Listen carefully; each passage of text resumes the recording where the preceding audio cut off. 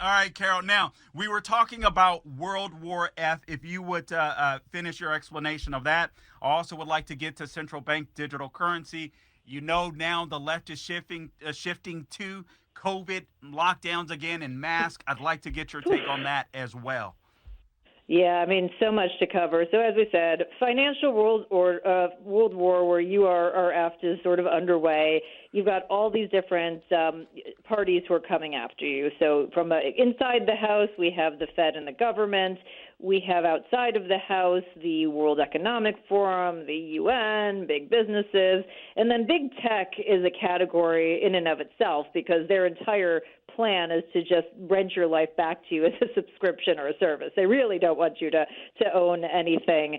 So there are a lot of different things that are going on, and it all sounds very conspiratorial. Oh, Carol, how do you believe in a new world order? Well, I believe me, you just have to believe the President of the United States. If you go to the White House's website, you can look at his speech to the Business Roundtable, which we know is the CEOs of all the major publicly traded companies and big companies in the U.S., and he gave a speech in March of last year that talks about this. This is a function of history. The financial order changes, every so often. Before us, it was the British, and before the British, it was the Dutch holding the global reserve currency and being at the center of the financial universe, and he notes this.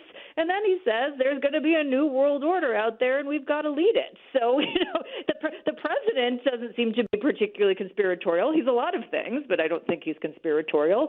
And certainly, as we're seeing all of these nations, whether it's Saudi Arabia or China or Russia, try to step up, they're trying to say, we're pushing a multipolar world order. And even the World Economic Forum, where I, cheekily got the title of the book, You Will Own Nothing, from their number one prediction for 2030, you'll own nothing and you'll be happy.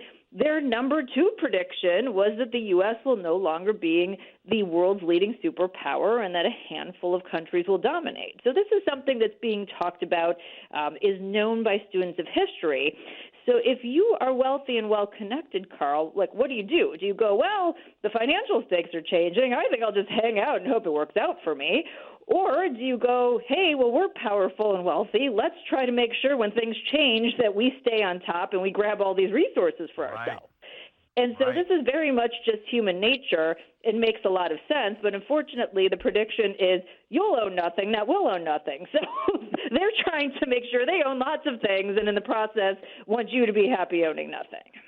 And it's absolutely amazing that this stuff is happening right before our eyes. Carol, did you even imagine that you would have written a book like this just a year or two ago? I mean, a year or two ago, yes, because I followed the COVID dealings in economics and wrote The War on Small Business. But 5 or 10 years ago, no. Right. And I'm as you said, a recovering investment banker. I've been commentating on financial markets for almost a decade and a half, and so seeing these shifts change over a very short period of time and really accelerate over the last few years has been completely shocking. And so the things that I would have gone, it's a possibility but not a probability before, now it's like, we better prepare for that because I've seen this happen and I can recognize the parallels here.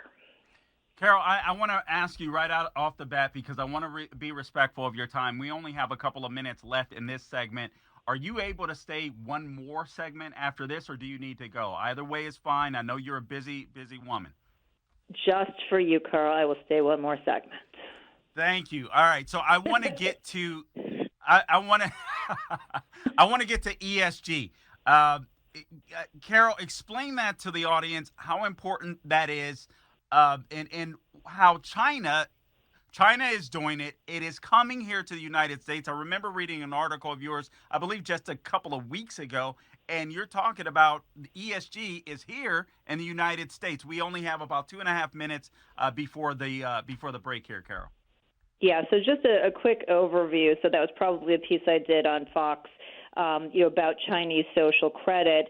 And if you think Right. about ESG, which stands for environmental, social, and corporate governance, it's really business social credit. The challenge is it's not very well defined on purpose because they want to be able to push anything that somebody who doesn't have any real stake in the game, any real shareholding or ownership or sweat equity, they still want to be able to influence political and social outcomes. And unfortunately, they're using our capital. They're using the capital of pensioners and retirees and the like to do so.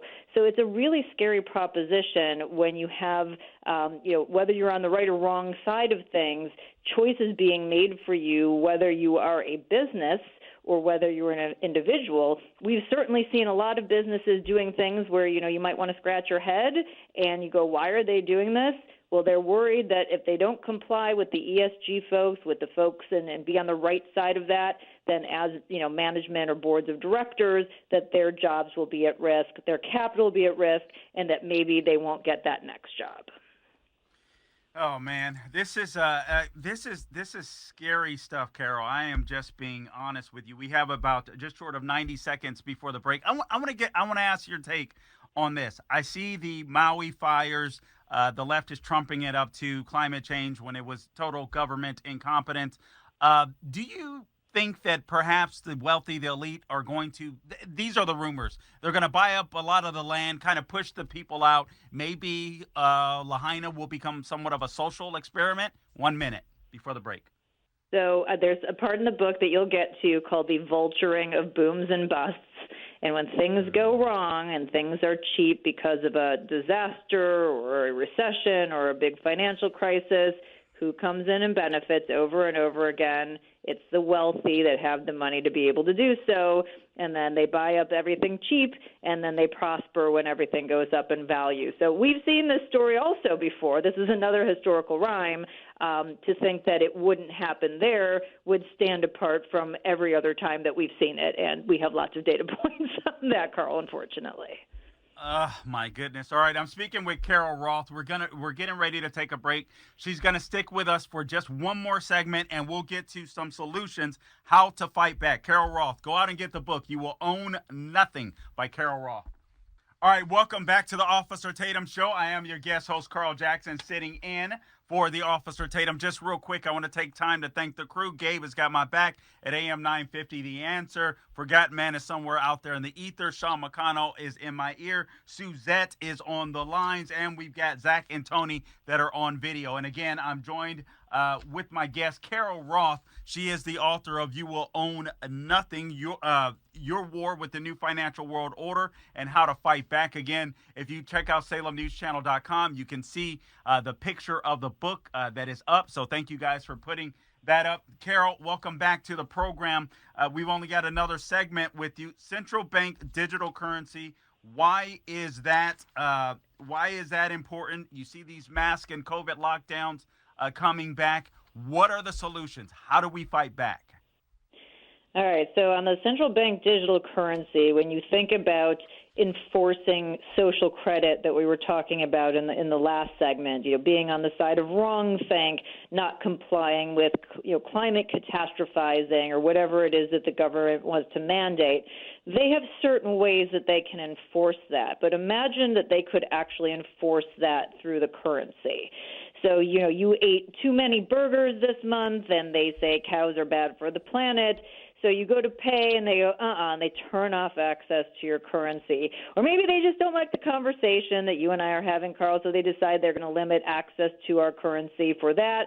Or even just under the guise of, hey, we want to fight the inflation that we started, the interest rate changes, the tools that we've been using aren't working, so we're just going to destroy demand by literally locking down access to currency. Right now, it becomes very difficult to do that. But with a central bank digital currency, that would be fully controlled by the central bank and the government. It would be fully transparent at every dollar that you spend level, and they would have that ability to program it, to program access to it, to really control every aspect. You would have no privacy, you would have no agency, and it would be the ultimate in financial tyranny. And so, of course, they're going to use every trick in the book.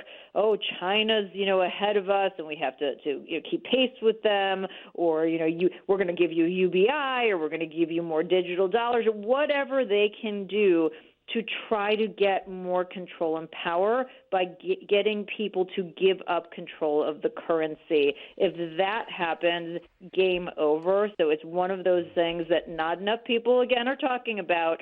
We need to bring it to the forefront, educate people on it so that we can push back. You know what's frustrating too, Carol? This is one of the things on Governor DeSantis's platforms, and he didn't even mention it. I'm like, what are you doing? That debate drove me nuts. It drove me nuts. I'm not going to lie. Okay, how do we fight back, Carol? Against the debates or against the New World Order? If you're talking about against the debates, here was my idea. I don't know if any of you are fans of Showtime at the Apollo, but there used to be, back in the day, this guy Sandman who would come out and, he would basically take the people, do a little dance, he'd take the people with the hook off the stage. I feel like they need to bring that back to the debates. You talk too much, we're just going to literally just take you out of here. So that's one way to fix the debate. Yes. Carol, if you volunteer to ask the questions at the debate, I will volunteer to do that happily. Happily. Well, all right. Listen, Salem Network, maybe we need to get a debate going. I think we got a hook here. This could be the best debate of all time. So I'm just throwing that out there live on the radio. I love it. How do we solve the debate? Solving the issues with fighting back and making sure you own things.